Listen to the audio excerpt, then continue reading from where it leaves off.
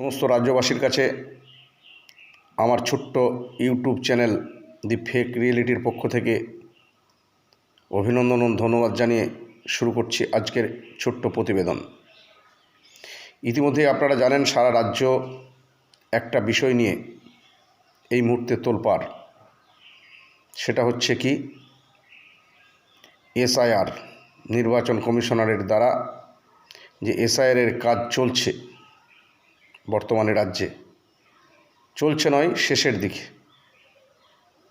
বা শেষ হয়ে গেছে বললেও ভুল বলা হবে না।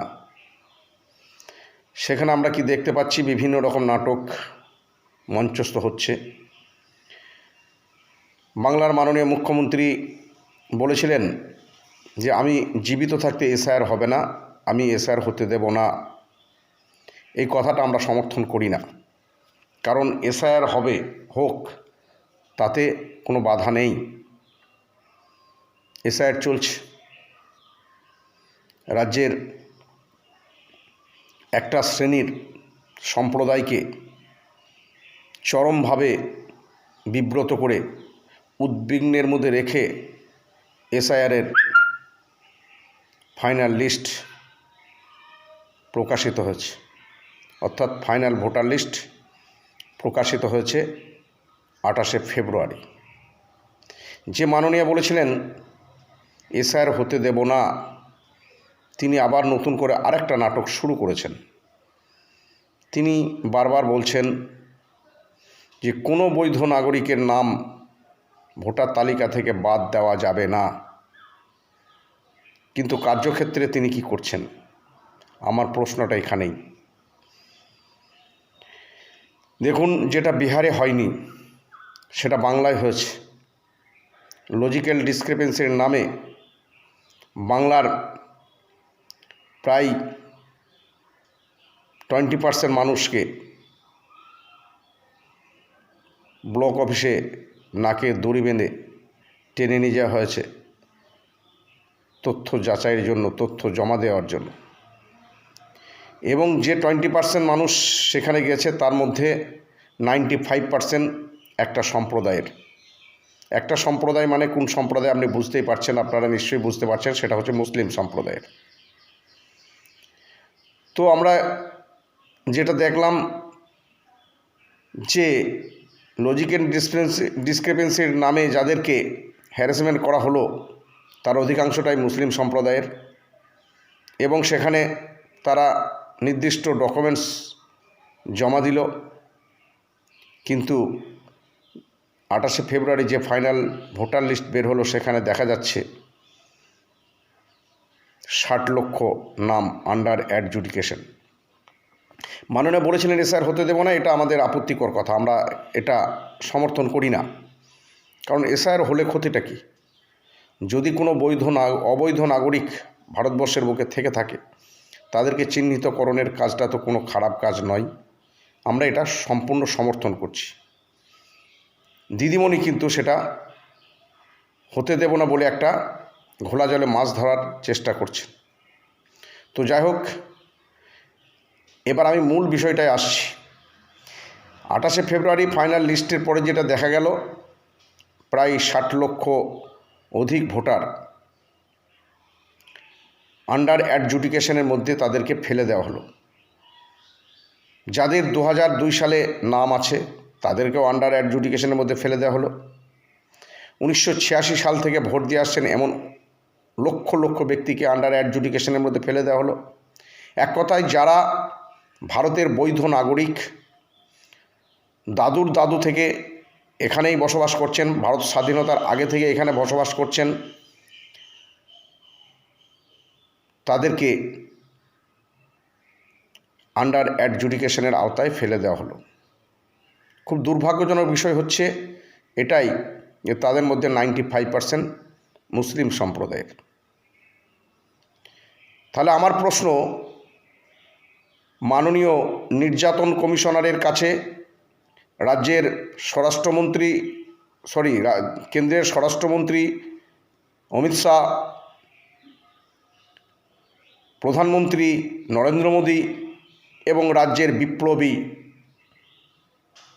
বিরোধী দলনেতা শুভেন্দু অধিকারীর কাছে। ভারতবর্ষ ধর্মনিরপেক্ষ গণতান্ত্রিক দেশ, একটা সংবিধান আছে, জোরালো সংবিধান। তাহলে যারা মুসলিম ঘরে জন্মগ্রহণ করেছেন তারা কি অপরাধ করেছে? এই 4 জনের কাছে আমার প্রশ্ন।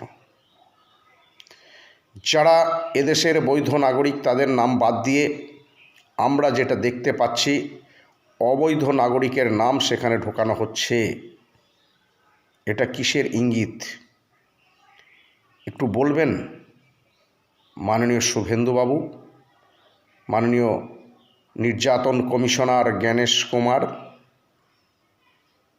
চাওয়ালা নরেন্দ্র মোদী, একটু তথ্য দিয়ে বুঝিয়ে বলবেন? বললে ভালো হয়, তাহলে আমরা বুঝতে পারি। সর্বশেষ যেটা দেখা যাচ্ছে, আরেকটা কথা না বললেই নয়, শুভেন্দুবাবু এসআইয়ের শুরুর আগেই বলেছিলেন ভারতবর্ষে নাকি বিশেষ করে বাংলায় 1.5 কোটি রোহিঙ্গা আছে, মুসলিম রোহিঙ্গা, রোহিঙ্গা বলে নাই, মুসলিম রোহিঙ্গা, তাদেরকে তাড়ানো হবে, তারপর নির্বাচন ঘোষণা হবে, নির্বাচন হবে, দেখবেন ফাইনাল লিস্ট বের হওয়ার পরে নাকি অন্য দল যারা আছে তারা আর ভোটে দাঁড়াতে চাইবে না। মাননীয় শুভেন্দুবাবুর কাছে আমার প্রশ্ন, রোহিঙ্গা তো খুঁজে পাওয়া যায়নি, যদি পাওয়া গিয়ে থাকে তার মধ্যে আপনিও আছেন, কারণ আপনার স্বীকারোক্তি অনুযায়ী আপনি পাকিস্তানের, আপনার মায়ের বাড়ি পাকিস্তান, আপনি পাকিস্তান থেকে এসেছেন। আমরা কিন্তু পাকিস্তান থেকে বা বাংলাদেশ থেকে আসিনি, আমাদের দাদুর জন্ম এখানে, অথচ আপনি রোহিঙ্গা খুঁজে বেড়াচ্ছেন, আপনি নিজেই রোহিঙ্গা হয়ে আপনি রোহিঙ্গা খুঁজে বেড়াচ্ছেন। কিন্তু আমাদের দুর্ভাগ্য, কেন্দ্রে যে সরকারটা চলছে সেটা হচ্ছে একটা ফ্যাসিস্ট সরকার, মুসলিম বিদ্বেষী সরকার। তাই আপনার এই কথা বলার সাহস হচ্ছে, বা আপনি সেই দলের সঙ্গে যুক্ত, যদিও একদিন আপনি মাথায় টুপি পরে নামাজ পড়েছিলেন, ইফতার পার্টিতে যোগ দিয়েছিলেন। আপনার লজ্জা হওয়া উচিত যে আপনি গিরগিটির মতো যেভাবে আপনি রূপ বদলাচ্ছেন। আগামী দিনে যদি আপনাকে কোনো সুযোগ সুবিধা বেশি বেশি দিতে চায় বাংলাদেশ বা পাকিস্তান, আপনি হয়তো সেখানে চলে যেতেও পারেন।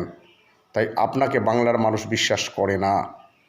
সবশেষে আমি যেটা বলবো, এই 60 লক্ষ নামের কোনো ফয়সালা না করে মাননীয় জ্ঞানেশ কুমার নির্যাতন কমিশনার তিনি নির্বাচনের দিন ঘোষণা করে দিলেন। আমি এই মুহূর্তে বলতে চাই রাজ্যের সমস্ত জনসাধারণের কাছে, শুধু এই 60 লক্ষ নয়, কারণ অত্যাচার যখন নেমে আসে তখন একটার পরে একজনকে ধরে আর একজনকে ছাড়ে। এখন আপাতত মুসলিম সম্প্রদায়ের উপরে যে নির্যাতন নেমে এসেছে, আগামী দিনে এই সম্প্রদায়টাকে যদি পঙ্গু করে দিতে পারে তাহলে এরপর নেমে আসবে মতুয়া সম্প্রদায়, SC ST সম্প্রদায়, যদিও তাদের উপরে এই মুহূর্তে নির্যাতন চলছে, তবে কিছুটা সামান্য। তো সেই জন্যই বলবো সমস্ত ধরনের মানুষ ঐক্যবদ্ধ হয়ে এই নির্যাতনের প্রতিবাদ করুন। এটা শুধু মুসলিমদের সমস্যা নয়, এটা ভারতবর্ষের সংবিধান রক্ষার সমস্যা। তাই ভারতবর্ষের সংবিধান রক্ষা করতে গেলে সকলকে ঐক্যবদ্ধ হয়েই করতে হবে। আপনারা নিশ্চয়ই এটাও লক্ষ্য করে দেখেছেন, ভোটার লিস্ট অনুযায়ী আমরা দেখতে পাচ্ছি কিছু কিছু নাম, যাদের নাম বা বাবার নাম কিছুই নেই, অথচ তারা ভোটার লিস্টে অ্যাপ্রুভড। কিছু কিছু নাম এমন দেখা যাচ্ছে যেগুলো কোনো মানুষের নাম হতে পারে না, জন্তু জানোয়ারের নাম হতে পারে, সেগুলো কিন্তু ভোটার লিস্টে অ্যাপ্রুভড। এটা কিসের ইঙ্গিত একটু ভেবে দেখবেন। বিজেপির যারা MLA বা MP অনেকেই আছেন যারা বাংলাদেশ থেকে আগত, তারা নিজেরাও স্বীকার করে, এবং এমন অনেকের নাম দেখা যাচ্ছে যারা প্রধান হয়ে বসে আছে তারা বাংলাদেশি, বাংলাদেশেও তাদের নাম আছে, এখানেও তাদের নাম আছে, তাদের নাম অ্যাপ্রুভ। অথচ শুধুমাত্র মুসলিম হওয়ার অপরাধে যদি ভারতবর্ষের সংবিধানের বিরুদ্ধে গিয়ে কেউ মুসলিমদের উপরে অত্যাচার নামিয়ে আনে, তার প্রতিবাদ শুধু মুসলিম নয়, মুসলিম, খ্রিস্টান, শিখ, বৌদ্ধ, হিন্দু সকলকেই করতে হবে, নচেত আগামী দিনে ভারতবর্ষ একটা কঠিন সংকটের মধ্যে দাঁড়িয়ে যাবে। তাই সকলের কাছে করজোড়ে অনুরোধ, বিশেষ করে সমস্ত রাজনৈতিক দলের কাছেও করজোড়ে অনুরোধ, আপনারা বিবৃতি দিন যে যতক্ষণ এই 60 লক্ষ বৈধ ভোটারের নাম ভোটার তালিকায় না উঠবে ততক্ষণ আমরা নমিনেশন ফাইল করব না। দিদিমণি বলেছিলেন এসআর হতে দেবো না, এসআর হয়ে গেল। দিদিমণি ধর্ণা মঞ্চে একটা নাটক করছেন, কিন্তু একবারও বলছেন না যে 95% যে সমস্ত আন্ডার অ্যাডজুডিকেশন আছে তাদের 95% মুসলিম সম্প্রদায়। তিনি একবারও বলছেন না এই সম্প্রদায়ের উপরে যে অত্যাচার হচ্ছে সেই অত্যাচারের আমি তীব্র বিরোধিতা করছি, তিনি একবারও বলছেন না। একমাত্র বিধায়ক আমরা যেটা লক্ষ্য করে দেখছি, নওশাদ সিদ্দিকী, তিনি কঠোরভাবে বলেছেন যে যদি এই 60 লক্ষর নাম আন্ডার অ্যাডজুডিকেশনের আওতা থেকে অ্যাপ্রুভ লিস্টে আনা না হয় তাহলে আমি তার তীব্র প্রতিবাদ করছি। এবং তিনি মাননীয়াকে আহ্বান করেছেন যে আপনি বলুন যে এই 60 লক্ষর সমাধান হওয়া না হওয়া পর্যন্ত ভোট করা যাবে না, কিন্তু দিদিমণি সে কথা একবার বলছেন না, কারণ এর সঙ্গে দিদিমণি যুক্ত বলে আমরা মনে করছি। তিনি আরএসএসের নির্দেশে তিনি চলছেন, উপরে কিছু কিছু নাটক করছেন, তাই আপনার নাটক কিন্তু ধরা পড়ে গেছে। আগামী দিনে তার জবাব ব্যালটেই সাধারণ মানুষ দেবে আশা করছি। সবশেষে সকলকে আমার ছোট্ট ইউটিউব চ্যানেল দি ফেক রিয়েলিটির পক্ষ থেকে, দেখুন আমার যে চ্যানেল ফেক রিয়েলিটি নাম দেওয়া হয়েছে, কারণ বর্তমানে বাংলা তথা ভারতবর্ষে সবটাই ফেক চলছে। বাস্তব বিষয়টা যেটা আমরা দেখতে পাচ্ছি সবটাই মিথ্যা, ফেক। তাই আমি অনেক চিন্তা ভাবনা করে আমার এই চ্যানেলটার নাম দিয়েছি দি ফেক রিয়েলিটি। সেই ফেক রিয়েলিটি চ্যানেলের পক্ষ থেকে আপনাদের আরেকবার ধন্যবাদ জানিয়ে শেষ করছি। ভালো থাকবেন, সুস্থ থাকবেন।